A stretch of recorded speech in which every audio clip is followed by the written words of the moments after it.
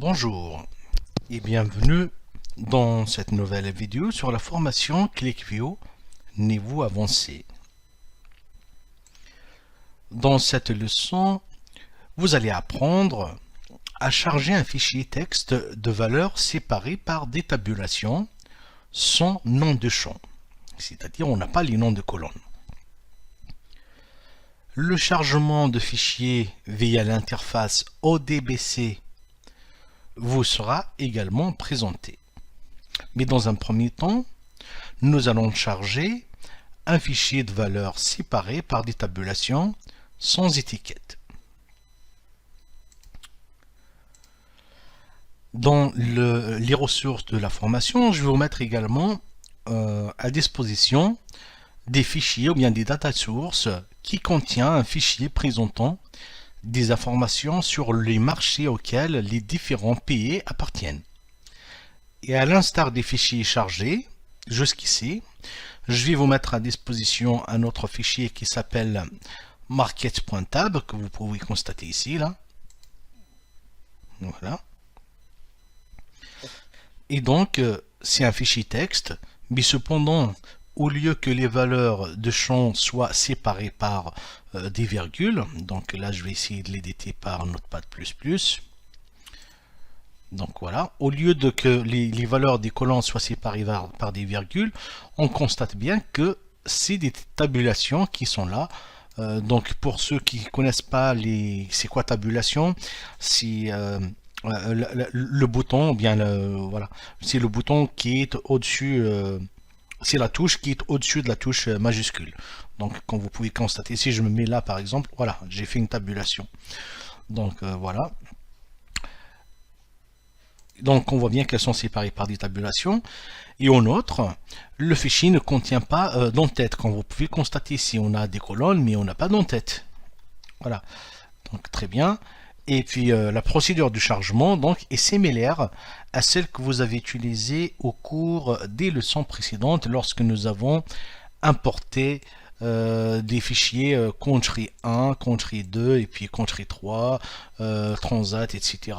Donc ça va être à peu près la même chose, mais il y aura quand même des petits détails que nous allons aborder ensemble. Du coup, là, vous allez ouvrir votre document. Vous pouvez constater, moi je l'ai toujours ici dans mes favoris, dans les documents récents, pardon. Donc il s'appelle création de documents, voilà. Et maintenant nous allons ouvrir la boîte de dialogue, éditer le script. Donc je me rends sur fichier, je fais éditer le script. Alors ça va prendre quelques instants pour qu'il s'ouvre. S'il n'est pas déjà ouvert, bon. Là, il me dit qu'il ne répond pas, mais ça va prendre quelques secondes, ça va revenir. Très bien, donc voilà, la boîte de dialogue d'éditeur de script qui s'est ouverte. Maintenant, vous allez placer le curseur à la fin du script. Donc, je descends jusque là.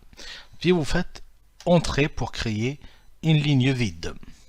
Voilà, donc c'est très bien. Maintenant, quatrième étape, vous allez choisir fichier de table cette fois-ci, voilà, ici. Et puis, nous allons ouvrir, bien sûr, le fichier que nous cherchons. Donc là, on est dans Data Source. On voit bien le fichier Market Tab qu'on a évoqué tout à l'heure. Donc, une fois que vous avez choisi le fichier Tab, puis vous allez ouvrir le fichier Market Tab qui est là. Hop, je fais ouvrir. Et nous allons maintenant voir, vous allez voir l'assistant de fichier qui va vous guider pour le paramétrage. Donc maintenant, puis vous allez, donc là vous allez choisir que c'est un fichier délimité. Donc délimité est toujours défini comme type de fichier ici là. Mais dans ce cas, le paramètre tabulation est sélectionné comme délimiteur, comme vous pouvez le constater aussi. Et donc pour que QlikView détecte les relations entre le nouveau fichier et ceux que vous avez déjà chargés, vous devez donner au champ des noms appropriés.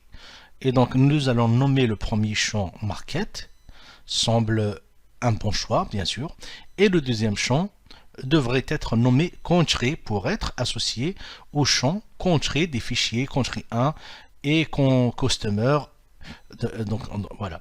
Donc maintenant, vous allez cliquer sur le arrobase dans l'entête, celui-là, là.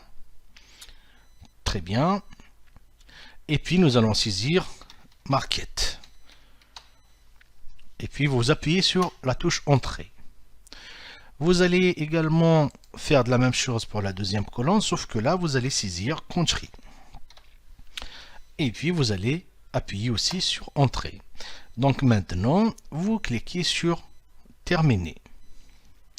Une fois que vous avez cliqué sur Terminer, vous pouvez voir votre script qui ressemble à ce que je viens de vous montrer. Pardon. Donc, une petite remarque, le contenu de la dernière parenthèse, le délimiteur n'est pas la virgule. Voilà. Donc, mais c'est la tabulation, donc il est représenté par le /t ici. Ça veut dire tabulation. Et le texte No Label apparaît au lieu de l'habitude en B2 de label. Voilà, ici. C'est-à-dire, on n'a pas de nom de colonne. Donc maintenant, une fois que j'ai fait tout ça, je vais recharger mon script. Et maintenant, je peux voir que le country est devenu bien sûr une commune clé. Donc maintenant, vous pouvez étudier. Je fais OK. Je n'ai pas besoin de chercher autre chose. J'efface les sélections. Donc vous pouvez maintenant étudier le développement des ventes pour différents marchés sur plusieurs années. Donc par exemple, si je souhaite revenir pour sélectionner les champs et que je prenne par exemple les markets, le marché, je le prends, je le rajoute, je fais appliquer et voilà. Donc si je sélectionne par exemple ici Amérique, on voit bien comment que ça se répercute sur les autres. En revanche, comme on a déclaré, on a renommé, on a donné un nom pour la deuxième colonne comme étant du country.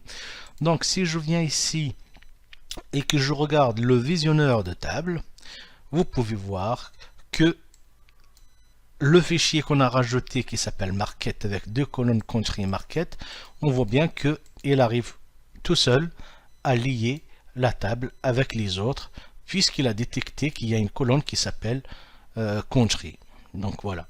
Donc si j'appuie, je sélectionne ici country, elle est devenue en surbrillance sur tous les autres fichiers qui la contiennent également. Voilà. Et voilà donc en ce qui concerne le chargement d'un fichier de valeurs séparées par des tabulations et bien sûr sans étiquette. Parce que la table n'avait pas d'étiquette, donc elle s'appelait market, elle est restée market. Donc je vais, voilà, je vais l'étirer comme ça un petit peu sur ce côté-là pour la rajouter les marchés sur le côté droit. Voilà, très bien. Donc j'efface maintenant et j'enregistre. Voilà, très bien. Donc maintenant, je vous remercie d'avoir suivi cette leçon et je vous donne rendez-vous au prochain chapitre pour charger un fichier via OLEDB.